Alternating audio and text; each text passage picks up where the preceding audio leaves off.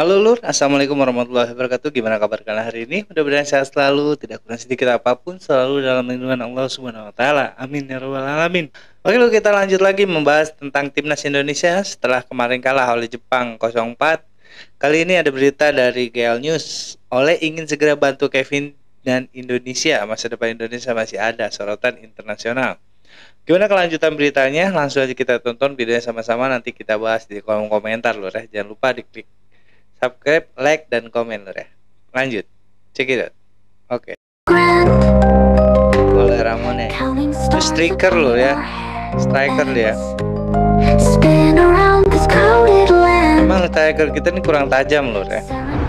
Kalah 4-0 tentu bukan hasil yang diharapkan para pemain tim nasional Indonesia. Tapi perlu diingat juga bahwa lawan kita kali ini adalah tim nasional Jepang, tim ranking 15 dunia, tim yang juga dapat dikatakan sebagai tim terbaik di Asia saat ini. Dan itu kenapa seharusnya ini bukan kekalahan yang harus disesali. Namun seperti kata Rizky Ridho, ini adalah kekalahan yang bisa kita jadikan sebagai bahan evaluasi penting untuk kemudian bangkit di laga selanjutnya. Ya, tentunya dengan kekalahan hari ini kita harus belajar lagi karena banyak yang harus kita evaluasi. Yang terpenting kita tidak menyerah di sini. Kita tatap lagi Arab Saudi dan semoga kita bisa memberikan 3 poin untuk masyarakat semuanya. Benar-benar. Amin. Di sisi lain, laga ini juga menjadi laga di mana Howe Romani menyaksikan laga tim nasional Indonesia secara langsung di GBK, di mana selain itu, ini juga jadi laga debut yang tak menyenangkan bagi Kevin Dix yang harus ditarik lebih dahulu karena masalah cedera. So, inilah rangkuman menarik di balik kekalahan 0-4 timnas Indonesia atas Jepang.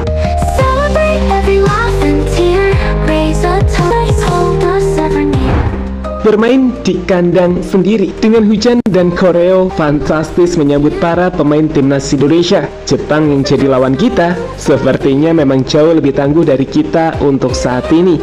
Secara individu, para pemain timnas Jepang hampir mampu memenangkan duel di tiap lini, di mana hal itu menjadi semakin sulit ketika secara sistem dan kekompakan permainan tim, Jepang juga nampak jauh lebih unggul. Memang sih, Indonesia sempat memberikan perlawanan dan menciptakan beberapa peluang di babak pertama, seperti peluang berbahaya dari Ragnar Oratmangun hingga peluang dari Sayuri. Tapi, sial, kurangnya efektivitas membuat timnas gagal mencetak gol, di mana sebaliknya, Jepanglah yang justru mampu membuka keunggulan lebih dahulu di menit 35 lewat gol bunuh diri dari Justin Hubner. Sebelum 5 menit setelahnya, mereka mampu menggandakan keunggulan melalui Minamino.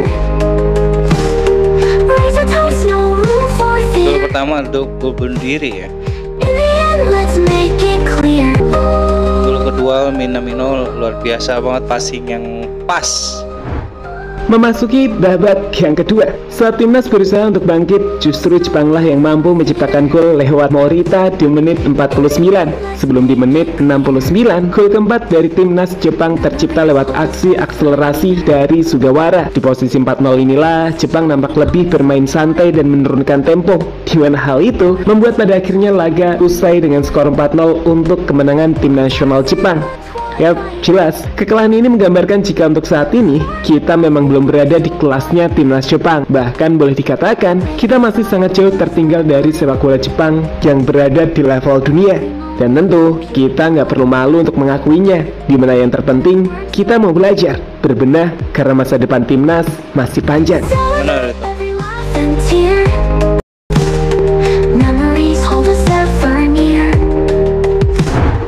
Sedikit bicara soal statistik di laga itu sendiri, Jepang memang pantas menang teman-teman. Tim asuhan Hajime Moriyasu itu unggul penguasaan bola dengan 66% ball possession, melepaskan 12 tembakan berbanding 8 untuk timnas Indonesia, di mana secara total Indonesia hanya membuat 3 shot on target, dengan Jepang punya 7 shot on target. Jelas, ini adalah hasil yang mengecewakan. Lihatlah raut sedih para pemain usai wasit meniup peluit panjang pertandingan. Tapi untungnya kalian gak akan percaya dengan apa yang terjadi di GBK malam itu. Meski timnas hari itu kalah dengan skor telak 0-4, sebagian besar para penggemar timnas tak ada yang bergerak atau beranjak untuk meninggalkan stadion GBK. Mereka bertahan untuk memberikan dukungan dan ikut menyanyikan lagu Bagimu Negeri bersama para pemain. Ini adalah dukungan luar biasa yang sekali lagi membuat para pemain kembali bisa bersemangat.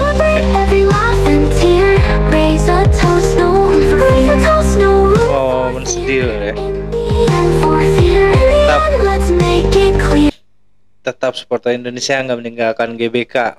Walaupun kita kalah 4-0 dari Jepang, supporter timnas Indonesia tetap di tribun loh, tidak ada yang beranjak karena ingin menyaksikan momen-momen bersejarah dan juga momen kesedihan loh ya. Tapi walaupun gimana, timnas Indonesia harus tetap semangat karena besok 3 hari lagi akan menghadapi Jepang. Kita akan dukung menghadapi Arab loh ya.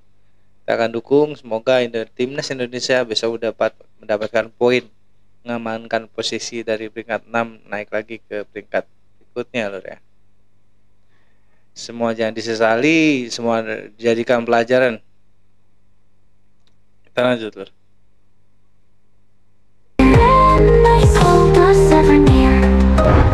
Kevin Dix, debut yang tak menyenangkan. Menjalani debut di partai kontra Jepang tentu tak akan mudah. Pemain timnas Indonesia Kevin Dix harus menerima kenyataan bahwa di laga itu ia tak bisa membantu timnas meraih poin atau kemenangan.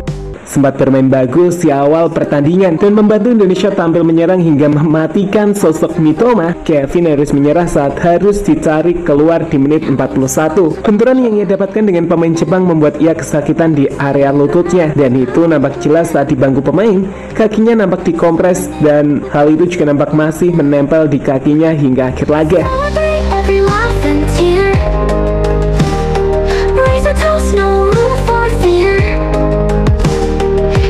Kevin Dix di awal permainan sangat bagus lur ya, membantu serangan juga. Dari raut wajahnya sendiri, usai laga Kevin Dix nampak tak bisa menutupi kekecewaannya.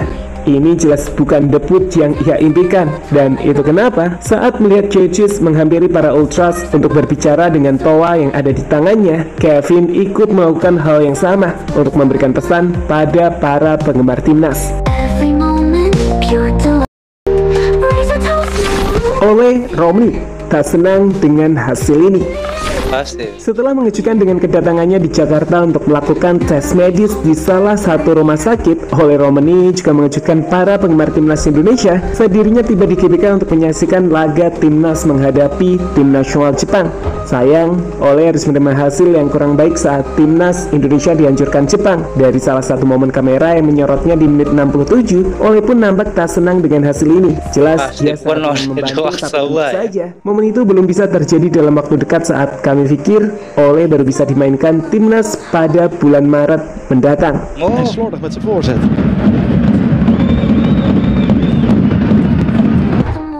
Oh ya, kehadiran Ole di GBK sendiri juga mendapatkan sorotan dari internasional. ESPN Belanda dalam postingannya memposting momen tersebut dengan caption Ole Romani on the way to Indonesia. Jelas, jika Ole gabung, penyerang tim Ultra ini kami pikir akan jadi pemain kunci untuk timnas di masa depan. Ia masih muda, namun ketajamannya nggak perlu diragukan lagi. Dan itu kenapa Ole sangat dinantikan oleh para penggemar timnas saat ini. Benar.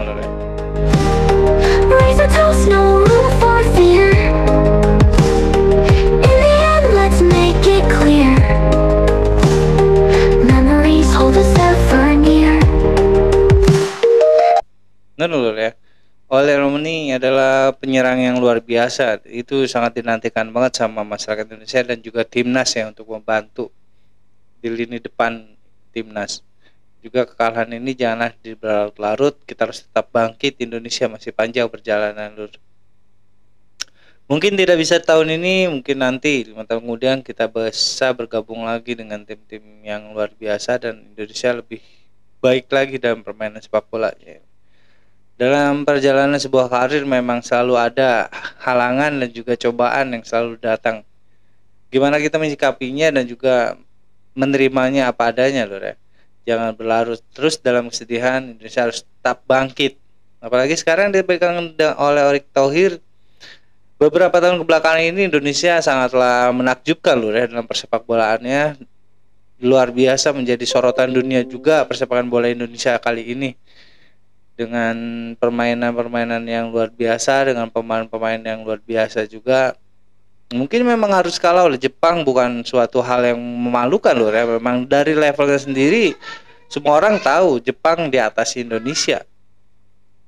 Dan juga disebut dengan tim raksasa Asia Lur ya, yang tim terbaik Asia juga Jepang itu. Jadi Indonesia jangan terpuruk dan juga nggak usah malu kalau misalnya kalah sama Jepang. Jadi kan semua ini jadi pelajaran dan motivasi ke depannya agar menjadi lebih baik lagi Lur ya, lebih semangat lagi, bukan malah lebih merendahkan diri atau terpuruk. Indonesia harus tetap maju seperti Garuda yang akan terbang tinggi. Oke, sekian reaction dari gue kali ini Lur, kurang lebih gue minta maaf. Assalamualaikum warahmatullahi wabarakatuh.